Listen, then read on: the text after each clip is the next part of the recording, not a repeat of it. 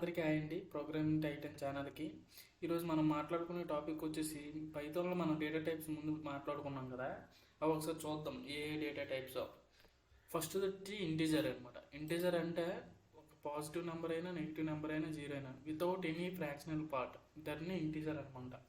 ఆ ఇంటీజర్ని మనం ఏ డేటా టైప్ ఇస్తున్నామో పైథాన్లో చెక్ చేయాలంటే ఒక కీవర్డ్ వాడాలండి. ఫస్ట్ చూద్దాం. ఏ ఈక్వల్ టు 24, ఇది ఒక ఇంటీజర్ అన్నమాట. ఇప్పుడు దీని డేటా టైప్ మనం తెలుసుకోవాలంటే ప్రింట్ typ టైప్ ఆఫ్ ఏ ఇలా చెక్ చేసుకోవాలన్నమాట. we use a integer data type when we use in float.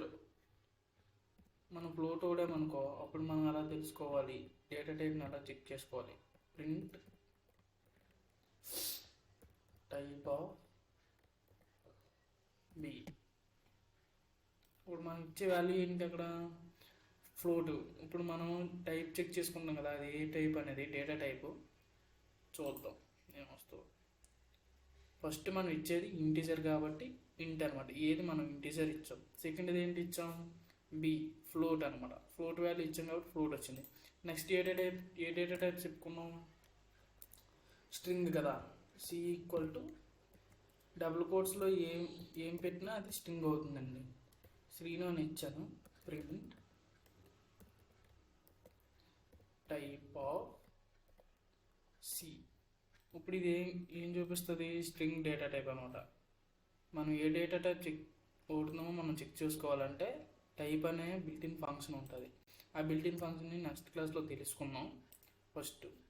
తర్వాత డిది తర్వాత ఏం చెప్పుకున్నాం? బులియన్ కదా చెప్పుకున్నాం. T R U E true. ఇప్పుడు దీన్ని చెక్ చేసుకోవడం same. Print type of D. Run.